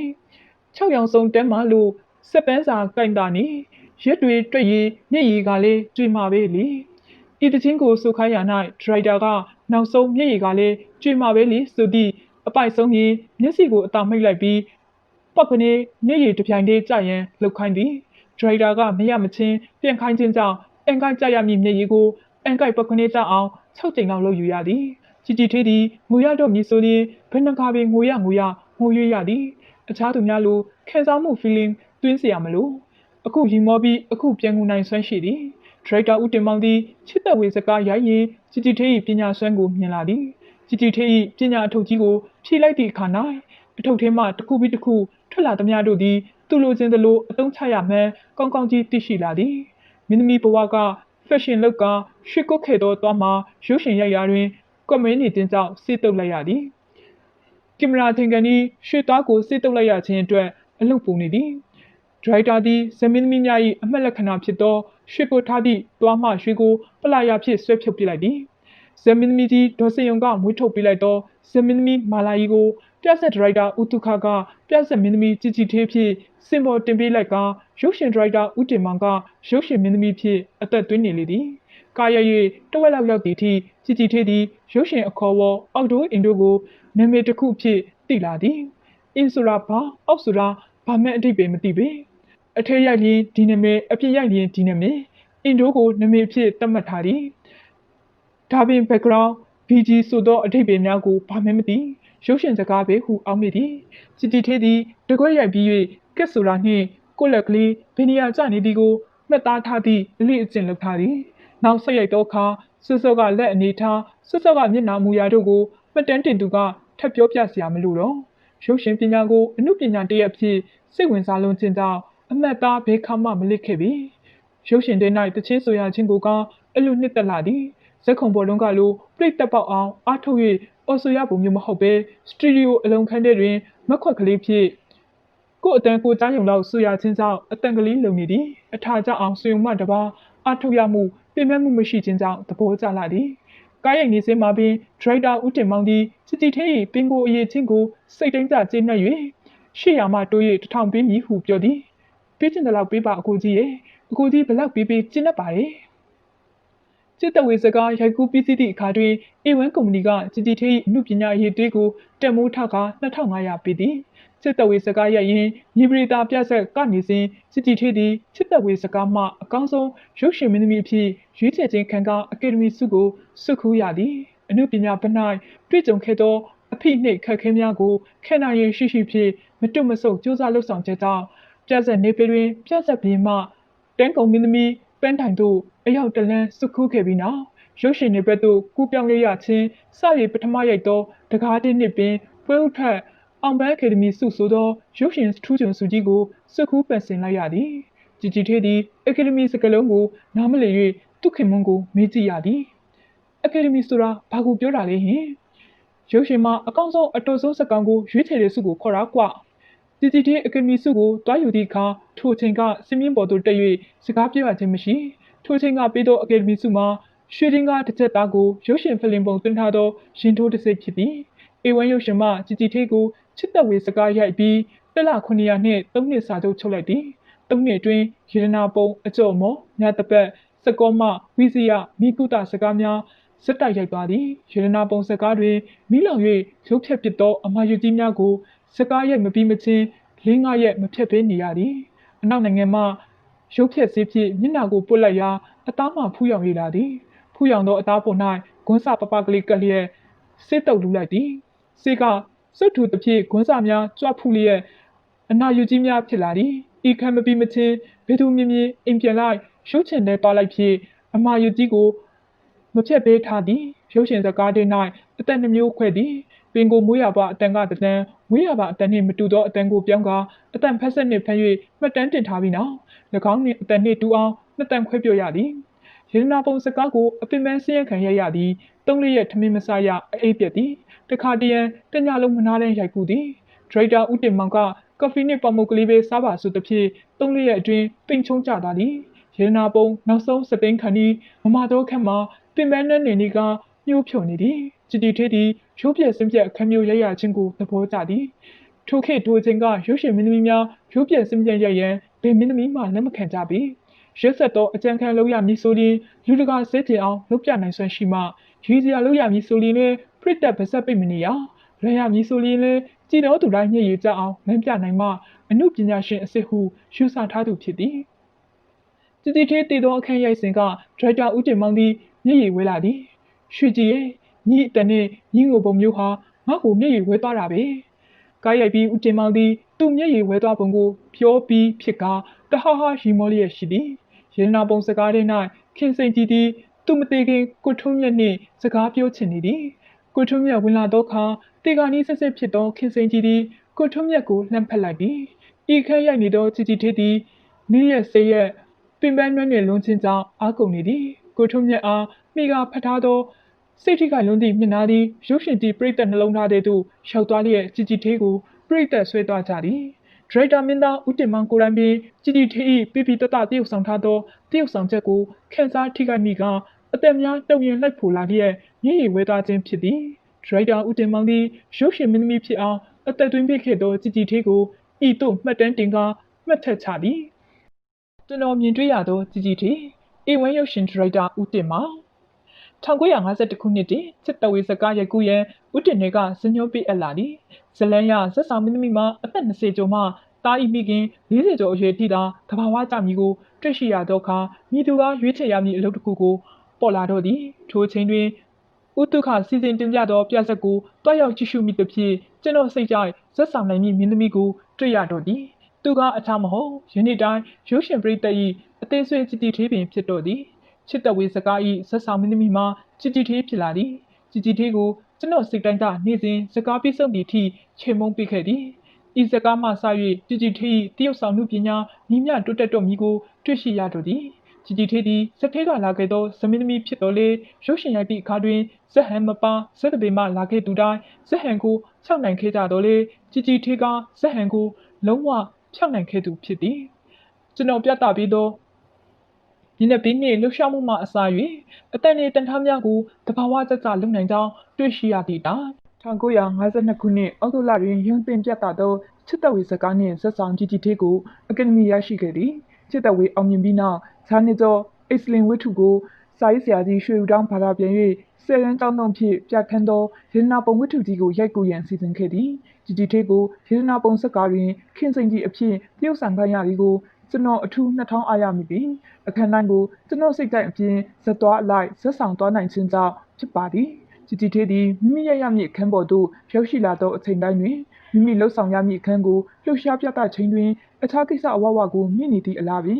ညီမျှစိတ်ပါဝင်စားတတ်သည်ကိုဖော်ပြရမည်ဆိုရင်ရေနာပုံမှအရေးကြီးသောအခန်း3ခန်းကိုနှစ်နေ့နှစ်ညအနားမယူဘဲမအိပ်ဘဲရိုက်ကူးခဲ့ပါသည်အရေးကြီးသောအခန်းများကိုအစမ်းလေ့ကျင့်မခိုင်းဘဲကျွန်တော်ရိုက်ခဲ့သည်အစမ်းပထမလေ့ကျင့်စေခိုင်းပြီးမှရိုက်မည်ဆိုရင်ပထမအကြိမ်စမ်းနိုင်လို့ပြသောတရုတ်ဆောင်အမူအရာများတကယ်ရိုက်သောအခါတွင်ရောပါသွားနိုင်စရာရှိ၍သူ့အရေးချင်းကိုစိတ်ချထားသည့်အတိုင်းအစမ်းလေ့ကျင့်မှုမပြုလုပ်ဘဲတခါတည်းရိုက်ခြင်းဖြစ်ပါသည်ရေနာပုံစကားနောက်ဆုံးခန်းများတွင်စကားပြောပိုများသောအခန်းအတွက်ပေ1000ရိုက်ခဲ့သည်အခြားသူများသာဆိုရင်ပြရမည့်စကားများကိုအပြောရများ၍မိကောင်းမိပေလိမ့်မည်သူကမမေ့ဤသူမမေ့ခြင်းမှာသူ့အလုပ်ကိုသူမကြောက်၍မမေ့ခြင်းဖြစ်သည်ကြည်ကြည်ထေးသည်ပေးတင်သည့်အခန်းကိုပေးနာသည်တာသည်မတွက်ဖဲအမှုပညာသည်စစ်စစ်တို့၏သဘောအတိုင်းကြာရနေရာကတဘာဝကြအောင်တရုတ်ဆောင်တတ်သည့်အပြင်အလုပ်လုပ်ရာတွင်မငြင်းမညူပဲလုတ်ကင်ဆောင်ရွက်တတ်ခြင်းများမှာအလွန်ချစ်မြတ်နိုးဖွယ်ကောင်းသောအကျင့်စရိုက်ဖြစ်ပါသည်အခြားချစ်မြတ်နိုးဖွယ်ကောင်းသောစရိုက်ကလေးများရှိသေးသည်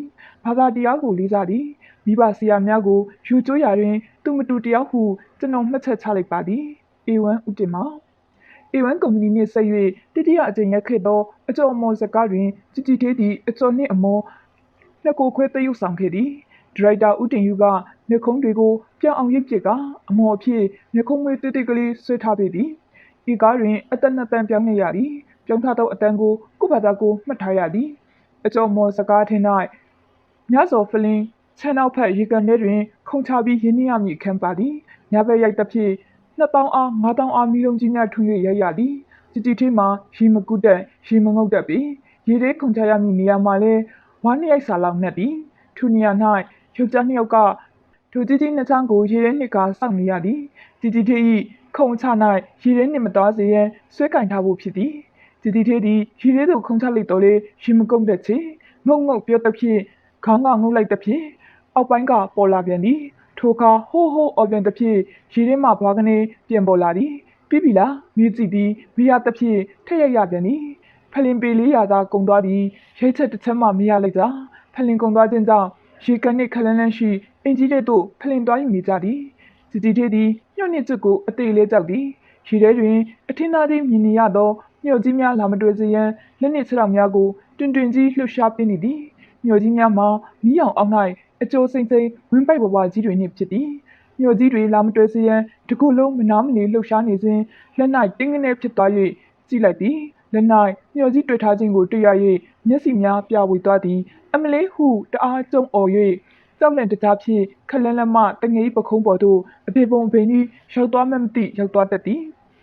တငယ်ဤစပင်းများကိုကိုဆွဲလျက်ရှက်ကြီးတငင်အောင်ကိုသည်မြိုက်ချင်ဘူးတော်ပြီးမြိုက်ချင်ဘူးဒရိုက်တာဦးတင်ယူတို့သည်ကဲဆက်မှနေ၍ကြောက်အားလန့်အောင်အုံမလျက်ရှိသောတီတီထစ်ကိုတဝါဝါရီကသဘောကျနေသည်ထိုနေ့ရုပ်ရှင်ရိုက်ပြီးအိမ်ပြန်ရောက်သောအခါ104 105ထိအောင်ဖျားသွားသည်ဖျားယုံမကပဲနာရင်ကျက်ယောဂစဖြစ်လာသည်တီတီထစ်သည်အကျော်မော်စကားကိုတတိယတိုင်းမျက်စိထဲ၌ညှော်ကြီးတွေလန်းပေါ်လာသည်အကျော်မော်စကားသည်ညှော့တွေလန်းထဲ၌ကားရရချင်းကြောင့်စိတ်နှလုံးအစင်းရဲဆုံးကားပဲနာရင်ကျက်သောကားဟုအမှတ်တရဖြစ်ခဲ့သည်A1 ရုပ်ရှင်ကုမ္ပဏီနှင့်စာချုပ်နှစ်မစစ်မီပင်ဦးတင်မောင်၏ခွင့်ပြုချက်ဖြင့်အခြားရွှေမြင့်မိုးရုပ်ရှင်ကန်တော်မိတ်ရုပ်ရှင် OK ရုပ်ရှင်ကုမ္ပဏီများ၌ပါစာချုပ်ချုပ်ကတကားပြီးတကားဆက်ရိုက်ခဲ့သည်1952ခုနှစ်ကရုပ်ရှင်အကယ်ဒမီဆုရခဲ့သောတီတီထေးသည်1956ခုနှစ် OK ရုပ်ရှင်ကုမ္ပဏီ၌ရိုက်ခဲ့သောချစ်ခွင့်မပိုင်စကားတွင်အတော်ဆုံးကောင်းဆုံးရုပ်ရှင်ပညာသည်အကယ်ဒမီဆုကိုစကူးလိုက်ပြန်သည်ချစ်ခွင့်မပိုင်အကယ်ဒမီဆုပေးစဉ်အကယ်ဒမီရွေးချယ်ရေးအကွဲဖက်အဖွဲ့တွင်ပါဝင်သောဦးတန့်ကတီတီထေးကိုအကယ်ဒမီဆုမပေးအမီမိကွန်းပြောကြသည်ချစ်ခွင့်မပိုင်စကားအတွက်တီတီထေးကိုအကယ်ဒမီမပေးခင်ကျွန်တော်ပြောစရာရှိပါလေတီတီထေးဟာချစ်ခွင့်မပိုင်စကားအတွက်တာမဟုတ်ပါဘူးရေဒနာပုံအကျော်မော်စကားတွေမှာလည်းအကယ်ဒမီဆုရထိုက်တဲ့အမျိုးသမီးအမှုပညာရှင်တစ်ယောက်ဖြစ်ခဲ့ပါလေနှစ်စဉ်စက်တိုက်မပေးတဲ့စီကံတမက်ချက်ကြောင့်ရေဒနာပုံအကျော်မော်တုံးကမပေးခဲ့ရပဲခုမှပေးခြင်းဖြစ်ပါလေထူးချွန်သောတရုတ်ဆောင်ပညာရှင်တဦးဟုနှစ်ထပ်ကွမ်းအကယ်ဒမီဆုကိုရရှိပြီးနောက်ရုပ်ရှင်ကုမ္ပဏီများသည်တီတီထင်းနှင့်ရုပ်ရှင်ရိုက်ရန်ဝိုင်းလေးကစာချုပ်ချုပ်ကြသည်ညရွှေကုန်းရုပ်ရှင်ကုမ္ပဏီ၌အတိတ်အရေးစကားကိုရိုက်နေစဉ်တီတီထေးတို့နေထိုင်သောစလင်းကွင်းကြီးမိလောင်သွားသည်အိမ်မိလောင်သွား၍ဘူအောင်သိန်းသည်1956ခုနှစ်၌နှစ်ထပ်တိုက်ဆောက်သည်တိုက်ဆောက်ပြီးသောအခါဘူအောင်သိန်းသည်ပထမဇနီးနှင့်တားကလေးအပါတီတီထေးတို့တားမိပြင်လက်ဗရန်၌အတော်များနှင့်အတူနေသောတီတီထေး၏သမီးလေးလှလှဝင်းပါပေါင်း၍တိုက်ပေါ်တွင်အတူတကွနေထိုင်ကြသည်ဘူအောင်သိန်းပထမဇနီးသည်အောင်ဝိဇာနှင့်ရခဲ့သောတီတီထေး၏သမီးလေးကိုမြင်ချင်းသမီးနှင့်မချားချစ်ခင်သွားသည်ဘူအောင်သိန်း၏ဒုတိယဇနီးနှင့်သားသမီးများကိုအင်တဆောင်ဆောက်ပေးထားသည်တိုက်တစ်ပေါ်သို့ရောက်သောအခါတီတီထေးသည်တပ်ပေသောဖျားဆောင်ရှိ၌ခါကိုမဲ့၍တည်ငြိမ်စွာဖျားရှိခိုးသောအမေ၏ပုံတံကိုငေးဆ၍ကြည့်နေမိသည်ဖျားနှင့်မိဘတခိုင်းနှင့်ထား၍ကြီးညိုသောစိတ်ရတနာသုံးပါးကြီးညိုသောအမိကိုယူတင်မြနုမိသည့်စိတ်တွင်မှသူ့ရင်၌ပြေလာသည်တိုးတိတ်သားရသောအမိဖျားရှိခိုးတံကလေးသည်စလင်းကွင်းတိမ်တွင်၌ကြားခဲ့ရသည့်ထက်သူ့နား၌ပို၍တာယာနာပြောဖွယ်ရှိလာသည်သူများယောက်ျားသူများလင်သားကိုကိုယောက်ျားကိုလင်သားလုပ်၍နေရသောအနှိမ့်ချဆုံးဘဝဖြစ်စေကာမူမိမိအမှုပညာစွမ်းရည်ဖြင့်ဤတိုက်ကြီးကိုစောင့်နိုင်လာပြီးလျှင်မိခင်ကြီးကိုအိမ်ဦးခန်းတွင်တင်၍ငင်းချစွာထားရှိနိုင်ပြီဟုကြည်နူးမိသည်ချုံးမွေခြင်းမရှိသောသူ့ဘဝကိုထိုကြည်နူးမှုဖြင့်အစားထိုးလျက်ဖြည့်သိမ်းရလိုသည်ရုပ်ရှင်ကုမ္ပဏီများမှရသည့်ငွေများကိုသူမကန်ရယောက်ျားပိုင်ပစ္စည်းကဲ့သို့ယောက်ျားကကန်သည်တီတီထေးပါဝင်တယောက်ဆောင်သည့်ကားအတွက်ရိုက်မည်မရိုက်မည်အခါကျင်းငွေညီ၍ညီမျှကုမ္ပဏီများနှင့်တီတီထေးလုံးဝစကားပြောပိုင်ခွင့်မရှိသည့်ပြင်ငွေဘလောက်ရသည်ကိုပင်တီတီထေးလုံးဝသိပိုင်ခွင့်မရှိအခါကျင်းငွေကိုဘူအောင်သိန်းသဘောနှင့်ဘူအောင်သိန်းတောင်းဆိုသည်ရုပ်ရှင်ကုမ္ပဏီများကတီတီထေးနှင့်ရိုက်လိုလျင်ယောက်ျားနှင့်သာတွေ့ဆုံပြီးဈေးစကားပြောသည်ထိုအချိန်ကတရုတ်ဆောင်ခတကား15000ဘူအောင်သိန်းကစတောင်းခဲ့သောဈေးဖြစ်သည်ကုမ္ပဏီတွေနှင့်တွေ့သည့်အလုပ်ကားရိုက်ရန်ရချင်းပစ်သည့်အလုပ်ငွေတောင်းသည့်အလုပ်အားလုံးဘူအောင်သိန်းကလုပ်ကိုင်သည်ဘယ်စကား၌ဝတ်သောဘယ်အဝတ်အစားဘယ်ဆက်ကားတွင်ဘယ်ခန်း၌ဝတ်သည့်အဝတ်အစားစက်ထုံမပြီးမချင်းဝတ်ဆင်ရသောအဝတ်အစားအလုံးကိုစည်ရင်းနှင့်တကွပစ္စည်းနှင့်တကွမှတ်တမ်းနှင့်တကွခင်မွန်းကမှတ်သားသိမ်းဆည်းပေးသည်အမေလူကျင်ရလူရန်အမေအတွက်တစ်လ150စီတီထေးအတွက်ဘာ33စိတ်ချမ်းသာသလိုဘသူပေ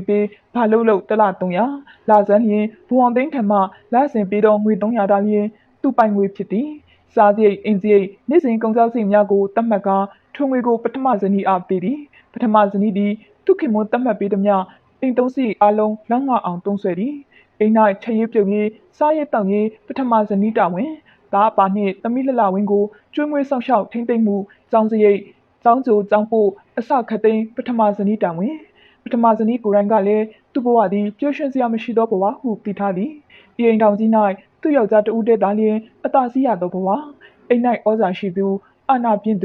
ူစိတ်နေစိတ်ထားကြံသူစိတ်နှင့်မတွေ့လျင်ဘေသားမယားကိုမဆိုးလူရှိမရှောင်သူရှိမရှောင်အတံပဒံရိုက်နှက်တတ်သူရုပ်သားတန်တန်ကြီးဖြစ်၍လင့်ကြရသည်တောက်ကြရသည်အိမ်ဦး၌ရှိသောအမေအိုမတူတူတိတ်တိတ်တိမ်တိမ်မွေ့မွေ့နူးညံ့ပျော်ပြောင်းလျက်စိတ်ကအစင်ထာဝရတည်ငြိမ်သည် အေးစင်းနူးညံ့စွာနေတဲ့သူမို့သမက်ကအမိကိုတော့လေးစားမှုရှိသည်အရာထားသည်ယိုတည်သည်တီတီထေမိခင်သည်နနလင်းသည်နှင့်ဖျားဝတ်တက်စွန့်ကဲ့၍ပြီးပြီစပွဲတစ်လုံးပေါ်တွင်စွန့်ကြိုင်စွန့်ဟင်းတင်လျက်တင်္ကာရုံများကိုတပါးပြီးတပါးစွန့်လောက်နေသည်မှာနနက်စင်နာ၏အထီးဖြစ်သည်နက်စာစားပြီးတမိကလေးကားရရန်ထွက်သွားသောမော်တော်ကားကိုမျှော်ကြည့်လိုက်ခါဖျားဆောင်ခန်းတင်၌အတိတ်ထင်တရားထိုင်နေသည်အမေသည်အိမ်၌ရှိ၍ရှိမှမသိအောင်ပင်တိတ်ဆိတ်စွာနေတတ်သည်စကားကိုဖြည်းဖြည်းချိုသားစွာပြောတတ်သည်လင်းလျှောက်သည့်အခါမြင်သာလွန်း၍ချစ်တတ်မထွက်အရာရာကိုတိခံတတ်သည့်စိတ်သည်ခိုင်မာစွာဆောင်ပြင်းသောသူ၏တိလဖြစ်သည်တမီလေးကားရဲ့အပြန်အချိန်ညံ့နေလျင်မအိပ်ဖဲထိုင်ဆောင်နေသည်မိမိမအိပ်သေးဘူးလားနှကားဆက်ရိုက်နေရလို့ညံ့နေသွားတယ်တမီကိုဘာဖြစ်လို့စောင့်နေရတာလို့အေးဝဝအိပ်ပေါ်မိမိရဲ့ကြီးသေးသည်အိမ်ပြန်ခရီးစားမဆိုင်ငုတ်တုတ်ကလေးထိုင်ဆောင်နေသောအမေကိုပြစ်ဖက်ကနင်းရှုံနှုတ်ဆက်လျက်စောင့်နေခြင်းကိုအပြစ်ဆိုသည်နက်နက်လေးနဲ့တမီထတော့၈နာရီထိုးပြီအမေကတမီကိုနိုင်နှင့်ကိုက်၍နှိုးသည်ညတိုင်းညနေ၍နောက်တစ်နေ့ကားရရန်အတွက်နက်နက်ပိုင်းတွင်အေးဝဝအိပ်စီသည်ဖက်ကမင်းအမေကိုတွားနှိုးတခါတည်းဘူအောင်သိန်းသည်အပကိုနှိုးခိုင်းသည်၈နာရီမထိုးသေးပါဘူးဖေဟာဟိုမှထိုးနေပြီတွားနှိုးဆိုငါချလိုက်ရင်ကြည့်သေးသည်တားလေးအပါလာနိုးရင်အချိန်မဆွဲပဲငေါက်ကနေထသည်အချိန်မဆွဲဝန်သူတော့တားအရိုက်ခံရမှာဆိုသည်နနက်တိုင်း၈နာရီအိမ်ရမှထသည်ရေမိုးချိုးပြီးဖျားခန့်ဝင်ကဖျားဝတ်တက်လျက်စစ်ပတိစိတ်သည်နေရှိသည်၍နနက်တိုင်းဖျားရှိကိုပတိစိတ်တို့အချိန်ကလေးသားလျင်သူပိုင်လွတ်လပ်သောအချိန်တစ်ချိန်ဖြစ်သည်ဖျားရှိကိုပြီးလျင်မိကက်လူသည်မိကက်လူနေရင်ကိုရွှေသိန်းဘသူရှူတင်လဲဘေကုမ္ပဏီကရိုက်မှလေးလှမ်းမရသည်ဘူအောင်သိန်းကစက်ကားလေးငါးကားကိုတပြိုင်နက်လက်ခံထားခြင်းကြောင့်ဘေးရ၌ဘေကုမ္ပဏီတွင်ဘေကားတွားရရဲမတိတဖြစ်မိကက်လူရင်နနက်တိုင်းလှမ်းမရသည်ဘူအောင်သိန်းကဘေကုမ္ပဏီဘေကားရိုက်မင်းပြောလိုက်သည်နှင့်တပြိုင်နက်ခေါင်းထဲသို့စဉ်းစားစရာများပြဿနာပေါင်းစုံစုပြုံရောက်လာသည်မှာခေါင်းနှင့်မဆက်အောင်များပြားလာသည်တွားရိုက်ပြရမည့်စကားအတွက်ဆက်ရိုက်ကြမည့်အခန်းတရုတ်ဆောင်ရမည့်အစိပ်ပိုင်းဇလန်းစကွက်တို့သည်ခေါင်းထဲသို့တတိတတန်းကြီးအတွဲကြီးနှင့်ဝင်လာကြသည်မန်ရှိနိုင်ထိုင်ရဲ့မိကက်လူနေတီကတအားယုံကင်မရာရှိသို့ရောက်ရင်တရုတ်ဆောင်ရမည့်ကိစ္စဝါဝါကတအားယုံပြောရမည့်စကားလုံးဟန်ပန်မှုရာမိကက်လူရင်ပင်ဖြစ်ခနဲအာယုံမျိုးမျိုးဝင်နေသည်အာယုံမျိုးမျိုးဝင်နေရင်မှအာယုံတစ်ခုပြောင်းသွားပြန်သည်ကိုရွှေသိန်းအဲ့ဒီရှူတင်အတွက်အဝတ်စားကောအခန်းထဲ၌မှန်ဘီလိုကြီးတစ်လုံးအပြည့်တပုတ်နှင့်တွဲ၍စီးချီထားသောအဝတ်စားပုံများတွင်ယနေ့ရိုက်မည့်အခန်း၌ဝိရန်ဘူအောင်သိန်းကသူ့မှတ်တမ်းသူစည်းနှင့်ရွေးထုတ်ပေးသည်ဒရိုက်တာဥတုခရိုက်မည့်စကားရချင်းနှင့်ဆိုလျင်မိတ်ကလူရင်ကြော်ရဲကစိန်သည်ညဘက်ရုပ်ရှင်ရိုက်ပြီးညနေမှပြင်ရသဖြင့်အိပ်ပြက်သည်ဖြစ်စေနက်နက်ဖျားရှိခိုးသောဝတ်ကိုမိုးလင်းလင်းချင်းပြီးအောင်ရှိခိုးကြသည်ပတိကိုအပြေးလွှားစေရသည်မိတ်ကလင်းချင်းကိုအချိန်ဆွဲ၍မဖြစ်ရုပ်ရှင်ချန်တို့အမိရောက်မှဖြစ်သည်ဆရာကအချိန်လေးတိကျမှကြိုက်သည်ပြဆက်ဖြစ်စေရုပ်ရှင်ဖြစ်စေတရုတ်ဆောင်ခိုင်းသည့်နေရာတိုင်းနဲ့လည်းစကားပြောအမူအရာရှင်းလို့မရဒီဤ၍တလုံးမှမလွဲစေရတင်ပြထားမှုစက်ခိုင်းထားသောစာသားစကလုံးခိုင်းနေတိုင်းဖြစ်မှလက်ခံကျင့်တတ်သောဆရာဖြစ်သည်ဆရာဥတုခကဒီစက်မှာဒီနေရာကနေဒါလို့ပြောရင်တိုက်တီဖြစ်စေမကြိုက်တီဖြစ်စေဆရာခိုင်းတာပါလားစိတ်ဖြစ်မငြင်းရဲခိုင်းဆရာကိုလုပ်သည်ပြဆက်မင်းသမီးအဖြစ်စင်မော်တင်၍နာမည်ပေးကငွေထုတ်လိုက်တော့ဒရိုက်တာဥတုခကိုជីជីထေးကအဖေကြီးခေါ်သည်ကိုဖခင်တမျှရှေ့တင်နောက်ွယ်ယူတည်သည်လေးစားသည်ကြောက်ရွံ့သည်ဒရိုက်တာဦးတင်မောင်ဆိုရင်လည်းရုပ်ရှင်မင်းသမီးအဖြစ်ငွေထုတ်ပေးသောအဖေဖြစ်၏အဖေကြီးပင်ခေါ်သည်ကိုဖခင်တမျှယူတည်သည်လေးစားသည်ကြောက်ရွံ့သည်ဒရိုက်တာဦးတုခကလည်းជីជីထေးကိုသူမွေးထုတ်သောပြဆက်မင်းသမီးဖြစ်၍ပညာလေးပေးသည်သူများမလုပ်ချင်တာသူများမလုပ်နိုင်တာသူ့ကိုဖြစ်အောင်လုပ်ခိုင်းသည်စကားထင်း၌ဆိုရမည့်တခြင်းများကိုအရင်တိတ်သွင်းဆိုထားပြီးမှရုပ်ရှင်ရိုက်တော့ခါဗစက်ပေါက်ကြိုက်အောင်အမူအရာလောက်ဖြစ်ရုပ်ရှင်ရိုက်ကြသည်တာဖြစ်ကြသည်လေကျိုးနှင့်နှစ်တိုးစကားရိုက်နေစဉ်ဒရိုက်တာဥတုခသည်သူများမလုပ်တာကိုဖြစ်အောင်လုပ်ခိုင်းသည်ရုပ်ရှင်တဲ၌ဆိုရမည့်တခြင်းများကိုစိုင်းဝိုင်းကြီးနှင့်တပါးလေးစုခိုင်း၍ရိုက်ကူးသွားသည်ကင်မရာကိုလည်းတတိထားရအမူအရာကိုလည်းတတိထားရဆိုရမည့်တခြင်းနှင့်စိုင်းကိုလည်းတတိပြုရအားလုံးအဝင်ခွင့်စားဖြစ်အောင်တစ်ချိန်နဲ့တစ်ပြိုင်တည်းပြရမည့်ကိစ္စဖြစ်သည်ဖြစ်ခက်သည်ဖြစ်စေပင်မသည်ဖြစ်စေစိတ်ရစိတ်တက်ရအောင်ခိုင်းတယ်လို့စူးစမ်းပြီးဖြစ်အောင်လုပ်ရသည်ဒရိုက်တာဥတုခကជីជីထေးကိုဤသို့မှတ်တမ်းတင်ကမှတ်ချက်ထားသည်ជីជីထေးအကြောင်းပြောရမည်ဆိုရင်ကာထေးဆိုတဲ့ဇက်ရုံကစားလိမ့်မယ်ငင်းနမည်မှတ်ခြင်းဇက်နမည်အောက်ချင်းမှပြဆက်မင်းသမီးနမည်မာလာကြီးဆိုတဲ့နမည်တွေကရုပ်ရှင်ပြဆက်ဧကရီជីជីထေးဘဝကိုကာထေးကမွေးထုတ်ပေးလိုက်တာပဲဖြစ်လို့ပါပဲ ဒုတိယကမ္ဘာစစ်ဖြစ်လို့ရုပ်ရှင်ကုမ္ပဏီတိုင်းရက်ဆိုင်လိုက်တာနဲ့တပြိုင်တည်းရုပ်ရှင်သမားတွေအလုပ်လက်မဲ့ဖြစ်ခဲ့ကြရတယ်။ဂျပန်ဝင်လာပြီးနေသားတရှိတယ်လို့ဖြစ်တဲ့အခါမှာတော့ရုပ်ရှင်ကုမ္ပဏီတွေကအတန်တေကားဟောင်းတွေပြလို့ဝင်ငွေသိပ်ကောင်းလာကြတယ်။ကောင်းသမားကားတစ်အနေနဲ့စပြရတဲ့ဝင်ငွေထပ်ပိုတယ်။စစ်ဘေးစစ်ဒုက္ခဒုက္ခတွေကိုစစ်ပြေလက်ပြောက်ကြည့်စရာကအဲ့ဒီကားဟောင်းတွေပဲရှိတယ်။ဇက်တပင်အငိမ့်ဆိုတဲ့အဖွဲ့အစည်းတွေ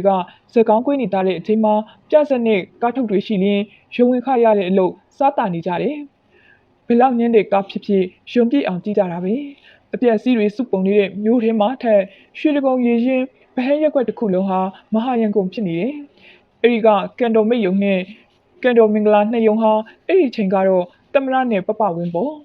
့ရုပ်ရှင်ဇက်လိုက်မင်းသမီးမင်းသားတွေမှာသူတို့ပါဝင်တရုပ်ဆောင်ထားတဲ့စကားတွေကတောက်လဲအောင်ငွေတွေရနေပေမဲ့သူတို့မှာတော့ဘာမှမလုပ်တဲ့ကုန်းကောက်စရာမရှိအောင်ဆင်းရဲနေကြသည်ရုပ်ရှင်ကုမ္ပဏီကမှအရေးစိုက်တယ်မကြားဘူးပါဘူးလူတိုင်းအယောင်းဝယ်ပွဲစားကုန်တယ်လို့ဂျပန်ငွေဆက်ကူတွေပလူပြနေတဲ့လက်သေးကြီးထဲမှာရုပ်ရှင်မင်းသားမင်းသမီးတွေမှာတော့အယောင်းဝယ်လည်းမလုပ်တတ်ကြဘူးမလုပ်ဝင်ကြဘူးလုပ်လည်းမလုပ်ချင်ကြဘူးစကားတွေထဲမှာမိမိတို့မျက်နှာနဲ့အတင်လုံနိုင်ကြပေမဲ့လူတူကြားတွေဝင်ပြီးအရှင်လက်လက်လှုပ်ရှားဆက်ဆံရမှာတော့ရှက်တယ်ကြောက်တယ်ဂုံငယ်တယ်လို့ထင်နေကြလေလူဆိုတာအချင်းချက်အခက်ခဲကထွက်ပေါက်လွတ်ပေါက်ရှာကြရတာအမတာပဲကြံကြဖန်ကြတာထုံးစံပဲကြံတော်လေးဖြစ်တာပဲဒီတော့ဘာလုပ်ကြသလဲဇက်စင်ပေါ်တက်လူလုံးပြပြီးမိမိတို့စွတ်တက်ပြောတက်အမှုရာလုတ်တက်တယ်လို့တရုတ်ဆောင်ပြပြီးလူပိုင်စကုတ်ဆန်ဆန်ပြက်ဆက်တွေလှုပ်လာကြတာပေါ့အဲ့ဒီလိုလှုပ်လိုက်တော့လေရုပ်ရှင်ကားဟောင်းကားစီတွေပြနေတာထက်အောင်မြင်ပြီးရုပ်ရှင်ရုံတွေကပြက်ဆက်ရုံတွေဖြစ်လာကြတာပဲအတူဆုံးပြောရရင်ရန်ကုန်နောက်ပိုင်းရွှေတောင်တန်းထိပ်ကကာထီးဆိုတဲ့တရုတ်ရုပ်ရှင်ရုံဟာလေကာထီးဆိုတဲ့ပြက်ဆက်ရုံဖြစ်လာခဲ့ပါတယ်လူကြိုက်လို့ဝင်ငွေကောင်းလာတော့ပြက်ဆက်အဖွဲ့တွေပြက်ဆက်ရုံတွေအရှုရှုပေါ်လာတာပေါ့ပဲဆိုရက်မှာဝင်ငွေရုံရေကျော်မှာဇော်ရုံပြက်ဆက်အဖွဲ့တွေများလာတော့မင်းသားမင်းသမီးတွေရှားလာတယ်